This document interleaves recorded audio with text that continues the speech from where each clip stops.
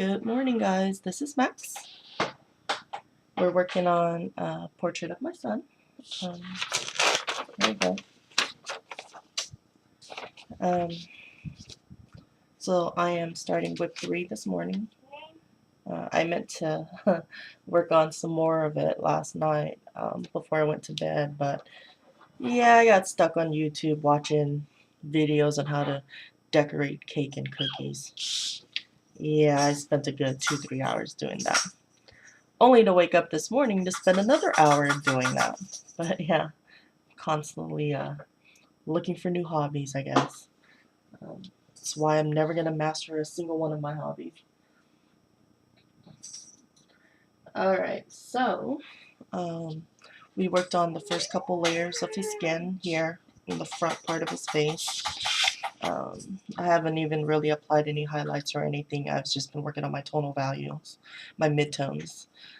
So we can start, doing the shadows and doing the highlights. But yeah, so we'll see what this session will take us, and we can get started. I'm actually going to do something a little different today. I was watching through the wormhole yesterday and the day before with the season premiere of the God Particle, and because of the Higgs boson, you have no idea how excited I am about the Higgs boson. But anyway, I wanted to watch it again. But what I'm going to do today, I'm actually just going to listen to it as opposed to watching it. Just listen to it while I draw. So. And who doesn't love the voice of Morgan Freeman? Come on now. Okay. Actually, I need to pull up the reference photo on my Photoshop too. Just a second here.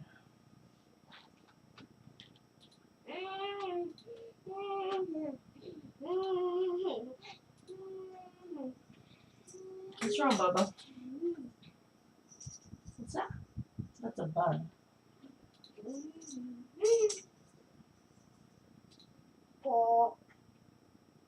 Okay, got that. Scientists have been hunting it for 40 years. The key that will unlock the secrets of the universe. And now, alright. I know I'm such a geek. If the Higgs boson really tell us how all creation came into being, do we owe our existence to something so elusive, yet so powerful? Is there a God particle?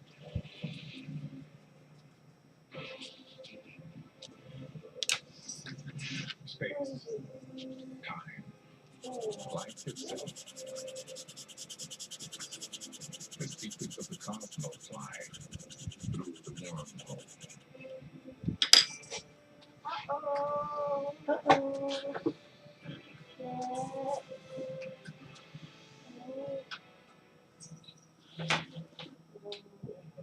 How did we get to be here in this universe?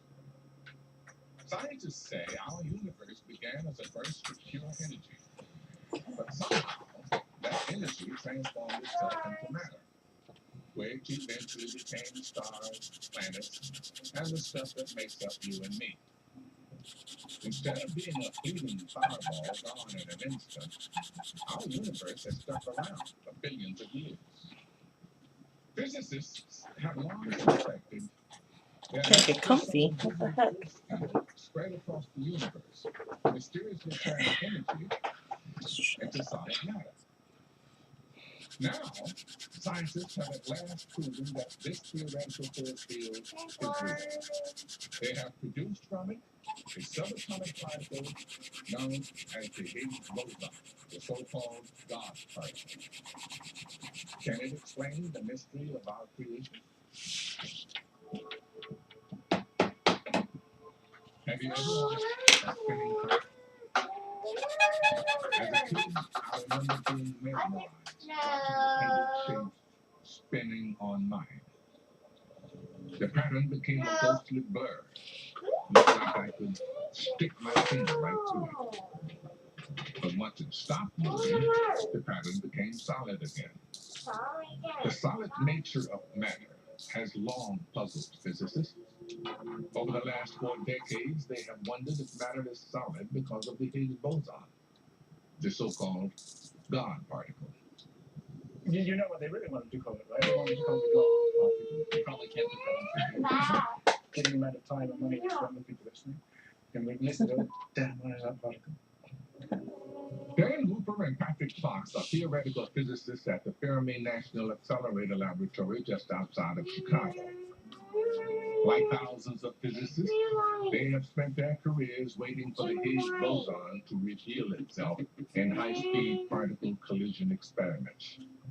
It's something we've been looking for a long time. The universe would be very different if it weren't for the God particle. Physicists believe, in fact, that there was a brief moment when the universe lived without the God particle. It was at the beginning of time itself, long before there were physicists and arcades. Imagine this air hockey table is the entire universe.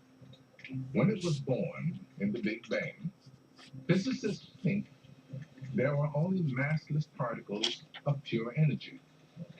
So what you can see here is that all the particles are moving around at the same speed, at the speed of light. They're all essentially massless in the early universe. But the universe did not remain that way for very long. After only a fraction of a second, something changed. Almost like someone pulled a lever that made many of the particles grind to a halt. At some point, the Higgs field turned on, and that made some of the particles acquire a mass, which meant they stopped traveling at the speed of light. The photons, the yellow ones, are zipping around at the speed of light, whereas the red and the green have acquired a mass thanks to the Higgs mechanism and travel more slowly. Physicists believe that right after the Big Bang, the universe began to cool, and the Higgs field turned on. Some particles began to interact with the field and acquired mass. Other particles remained massless bundles of energy.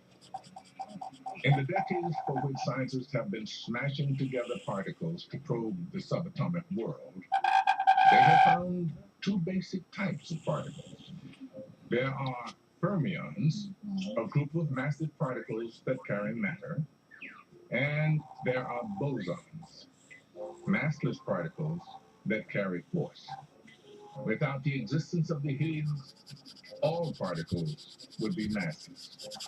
So if there was no Higgs field, we would have had these other force carriers. They would have been massless, and therefore, like the particles of light, they would move at the speed of light. And without these masses, you could never have atoms or chemistry or any of the interesting stuff we find in our universe. The things that you and I made up of wouldn't be able to clump and coalesce and slow down. No structure, no life, Right. boredom.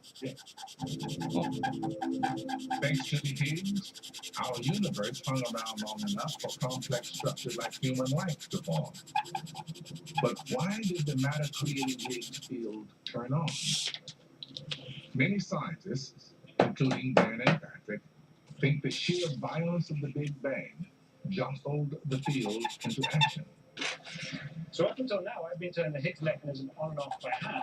But of course, in the early universe, it didn't happen that way. Just like water freezes all on its own when you cool it, the Higgs mechanism will turn on all by itself as the universe cools. So this pool cue is supposed to represent how unstable the Higgs mechanism was all by itself. And as you can see, it just falls over. Scientists think the Higgs field, the force that turned a ball of energy into our physical universe, turned on all by itself. But some will say that it was no accident, and it must have been turned on by a creator. That mystery of creation may be answered if we learn more about the Higgs field. Scientists have been trying to disturb the field enough to make it produce a Higgs boson so they can study it. It's an effort that has made physicists construct the most powerful machine in the history of science, the Large Hadron Collider, or the LHC. Lynn Evans has been responsible for building every particle accelerator at CERN in Geneva for the past 4 decades. All the machines he created are still working. In fact, they all work together in stages. Each older one is now responsible for giving the particles an incremental push. packing them with more and more energy, and eventually feeding them into the giant 17-mile-long ring that is the LHC. I came to them in 1969. My first job was working on what is called the dual plasmatron ion source, which is actually the source of the protons. And then they are accelerated. When they're linear accelerated, they go into a booster to get higher energy, and then into the super proton synchrotron, which I worked on in the 70s, and finally into the Large Hadron Collider. As particle accelerators have advanced over the past few decades, they have been able to get particles to higher and higher energies, allowing them to create more and more massive new particles with each collision. The older accelerators only had enough energy to smash together two protons and make a new particle with just double the mass. But theorists predict the Higgs weighs at least 100 times as much as a proton. The laws of physics say that if you give protons extra kinetic energy, you can smash them together to form a new particle that weighs many times more than the sum of their parts. Well, it all goes back to the most famous equation in science, E equals mc squared. In the LHC, we are converting energy into mass. And if you want to make very heavy objects, you need a high energy. Think of particle physicists as golfers hitting protons instead of golf balls. Over the years, they have gotten better and better clubs. To make an analogy, I think this pitching wedge you can think of as the machines of the 60s. This will take me about 120 yards, something like that, because it doesn't have enough energy to go very far. Then the next one was the proton-antiproton collider. The proton-antiproton collider was much more Drink your powerful, juice. and yeah, a bit like a 7-iron. This time the particles will get more energy, and go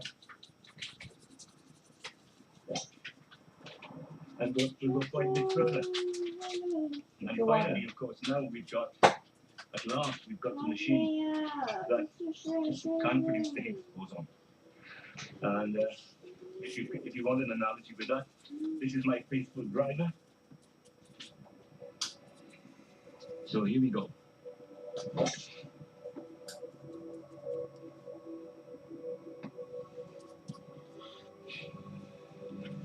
And that really moves it. Making the particle as heavy as the Higgs requires far more energy than any previous accelerator has ever produced. Len and the enormous team of engineers at CERN have had to push their technology to the limits. Every time the particles come around, they get a little kick, increasing their energy incrementally until we get up to the full energy of the LHC. Physicists finally have the power they need. But capturing and studying the Higgs boson is about more than brute force. It's a quest to pull a needle from a haystack made of trillions of subatomic particles. For most religious believers, God cannot be seen or heard, but signs of his or her presence are felt all around us. The Higgs boson is almost as elusive, which is why the chase for it has been so challenging. The Higgs can pop in and out of existence in 1/1000th of a trillionth of a second. It only leaves behind the faintest of evidence that it was ever there. So how do scientists find something that can never be seen? When physicist Joe Incandela was a kid, his mom and dad hoped he would become a glass sculptor. I was very much interested in art as a kid. My parents encouraged that very strongly. They've been very interested in art. I discovered one of my favorite classes was a chemist. And so that kind of gave me an excuse to go to college and study chemistry. And so when I took chemistry, I had to take physics. And that just immediately hit me. This was really fascinating. This was the stuff I wanted to study. Joe is now the leader of one of the two major experiments at the LHC, He directs thousands of physicists from around the world who are all on the same quest to figure out how and why we and everything we know exist.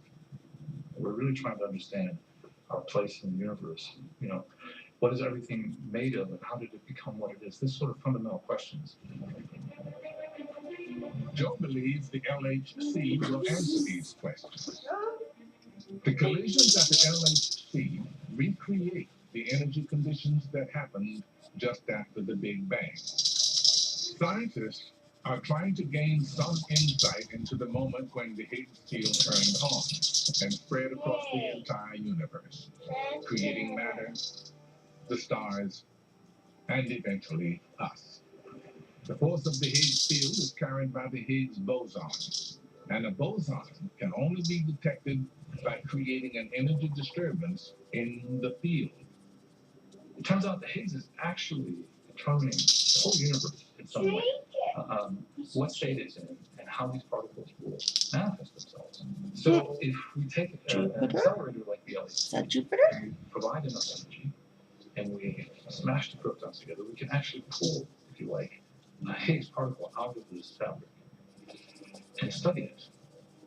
Just like these glass balls are filled with a bunch of stuff, the protons that are smashed together at the LHC are also filled with stuff. Particles called quarks and gluons. When protons collide, thousands of new particles come shooting out. Studying the aftermath is a painstaking job, like sifting through piles of shattered glass.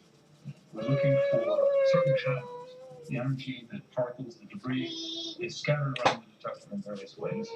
And for Higgs, you have very specific patterns depending on the decay that's involved. But the guard particle has blessed physicists with a twist. It always vanishes before it can be spotted. The Higgs decay zone, its lifetime is so short we can't measure it. And so we detect it by its decay process.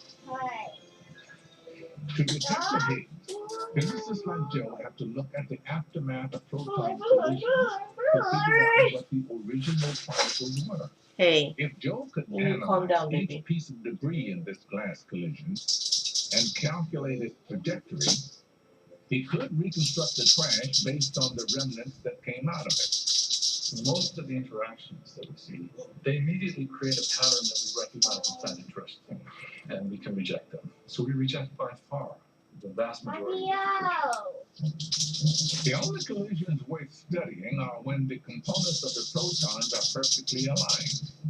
If a quark inside one proton makes a head-on impact with a quark inside the other, then almost all the energy of the collision is concentrated in one place. This creates a strong enough ripple in the Higgs field to make a Higgs boson. But this type of collision almost never happens. Those are rare, really rare. So, roughly speaking, a Higgs production is almost 1 in a trillion. Since the LHC has been running, it has produced about 1,000 trillion collisions. If you had 1,000 trillion grains of sand, you would fill the Olympics by swimming. But only a few hundred of those collisions might produce a Higgs. A few hundred grains of sand would just cover the tip of your finger. It is a seemingly impossible task, but to the world's astonishment, Joe and thousands of other physicists pulled off the unfathomable. There's very few events involved, and we can trace where this comes from. There's a deficit in a... On July 4th, 2012, Joe had the honor of announcing that the teams at the LHC had made a giant step forward. They had detected a new particle that weighed between 125 and 126 giga-electron volts, the predicted range of the mass of the Higgs. That's a thing, because these results are now global and shared by all of mankind. So I thank you for that. I've never seen anything like it in my career. There was a lot of excitement. People were very happy. It was just like going to see the Beatles or something. Everybody was crazy and spontaneous applause at a physics seminar, which never happens. You know. It's like seeing the Beatles after waiting for it for decades. Right, exactly.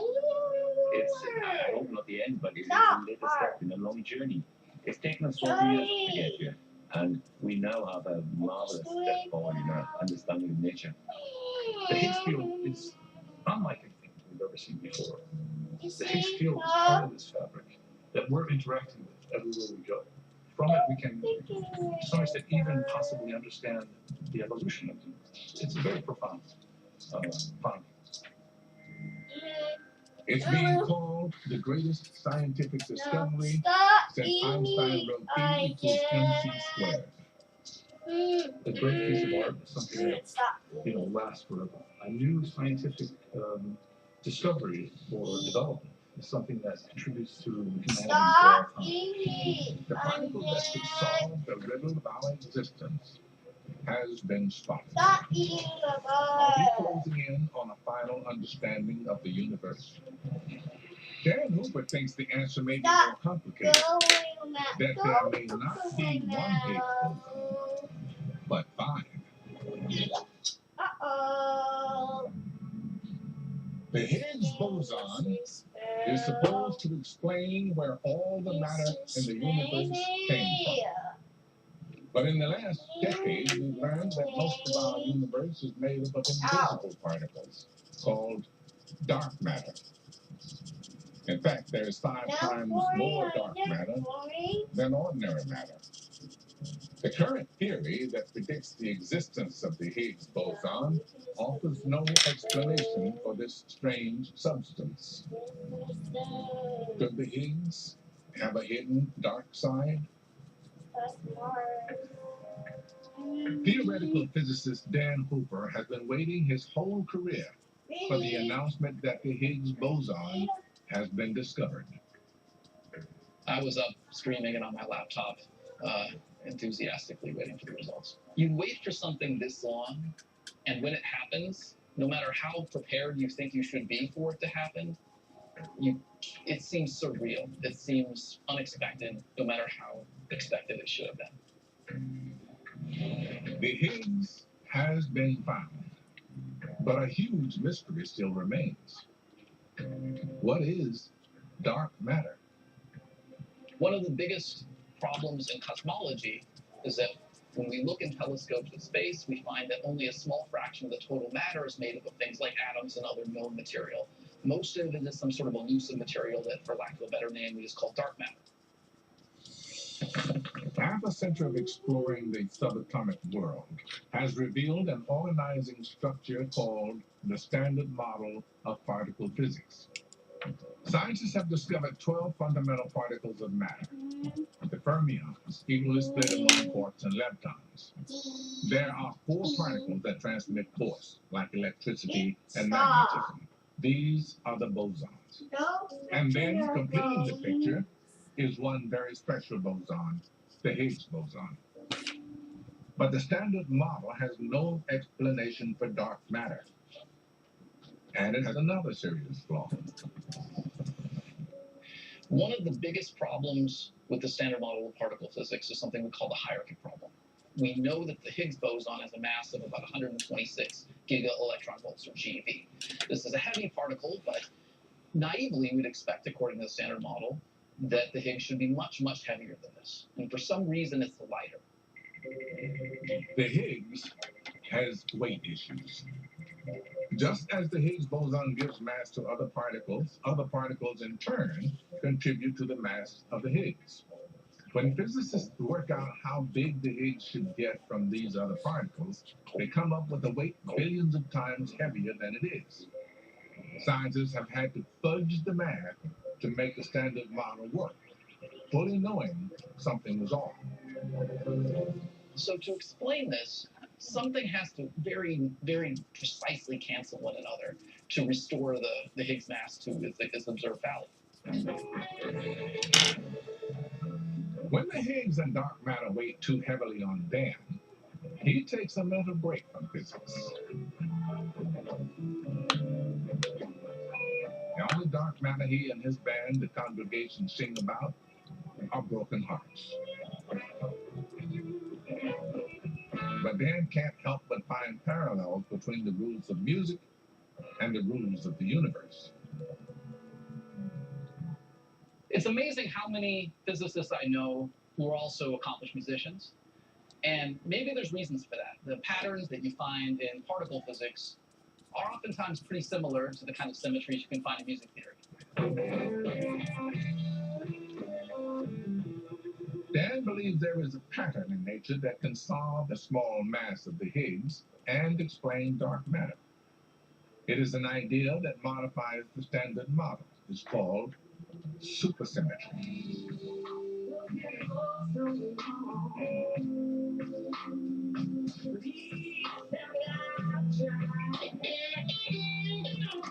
For every piece of matter, every kind of fermionic particle, there has to be a bosonic particle, a force carrier. So the photon requires a photino, the electron, a selectron. In music theory, if you have a major scale, like this C major scale, those same notes have to make up an A minor scale if you just play them in a different order. So in a supersymmetric world, you can't have a photon without a photino. And in our music theory, you can't have a major scale without a minor scale. According to supersymmetry, the particles we have observed in nature are only half of the picture. There must be massive superpartners for each one. One of these superpartners might even be dark matter. So in most supersymmetric theories, the lightest of the new particles you introduce is a very nice candidate for dark matter. So in the early universe, when the universe was very hot, these particles would have been produced in copious numbers. Most of it would get destroyed, but a little bit would survive. And that little bit could make up all the dark matter in our universe today. According to Dan, if Isaac, symmetries are a fundamental please. part of our universe, they can set the Higgs at the correct mass. If supersymmetry exists in nature, then every contribution given from a particle like an electron gets an opposite contribution from its superpartner, the electron. And they balance, they cancel each other out for the most part, leaving us with a pretty light Higgs boson. Supersymmetry makes sense where the standard model does not. It can explain the small mass of the Higgs and what dark matter is. But there is a catch. In order for supersymmetry to be true, there has to be not Isaac, just one Higgs. you need to calm down. If nature really is supersymmetric and there were only one Higgs boson, the theory would contain mathematical problems we call anomalies. It would contain paradoxes. And to solve this, you need to introduce extra Higgs bosons. If CERN were to discover a second or third or fourth or fifth Higgs boson, it would strengthen the case for supersymmetry, even if we hadn't observed those superpartner particles themselves. If we are to explain the universe as we already know it, to understand how dark matter lives alongside ordinary matter, scientists need to find evidence for 5 Higgs bosons. It took 40 years to find one God particle. Is the ultimate truth destined to elude us? The Higgs boson is responsible for giving everything in the entire universe mass. That's a big job for one subatomic particle. Some scientists believe it's too big a job for one particle. What if the God particle isn't carrying the weight all by itself? Perhaps the real design of the universe needs more than one Higgs to play God. John Ellis is a theoretical physicist at CERN. He spends his time thinking up ideas. Ideas that experiments here often prove wrong. But that's okay by John. So my job is to think of things for the experiments to look for, and then, as I like to say, I hope they find something different. Albert de Rook is an experimental physicist. He spends his time testing ideas, hoping to prove them wrong. I joined these experiments in pursuit of finding something to crack the standard model. possibly killed the standard model by finding things beyond standard model. Albert, the experimentalist, and John, the thinker, have both been part of the hunt for the Higgs since the beginning. The Higgs boson was originally supposed to solve one mystery: the mass of the W and the Z bosons, which are extremely heavy. The other two bosons are massive. Physicists proposed the W and Z get heavy because they alone interact with an invisible field that is everywhere, the Higgs field. But the other bosons do not. Later, when the standard model was written, the idea of the Higgs field was extended to take on a much bigger job: to give mass to the entire universe. It was sort of added on. It was not why this mechanism was invented. But physicists like Albert and John know this one particle may not be responsible for giving mass to everything.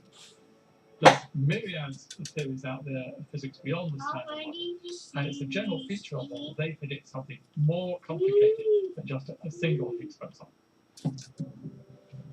John and Albert have been trying to come up with new theories, building upon the standard model, while fixing what is wrong with it. It means they must change their predictions for what the Higgs actually is. Several varieties of Higgs particles have been predicted. You can think of it like flavors of ice cream. If the LHC found a plain old vanilla Higgs, it confirms what physicists already know. But if it turns out to be a more exciting flavor, like Meks, Alright, so we're at 30 minutes. I'm going to stop this video here, and then we'll come back and continue with 3. Okay. one of these possibilities would be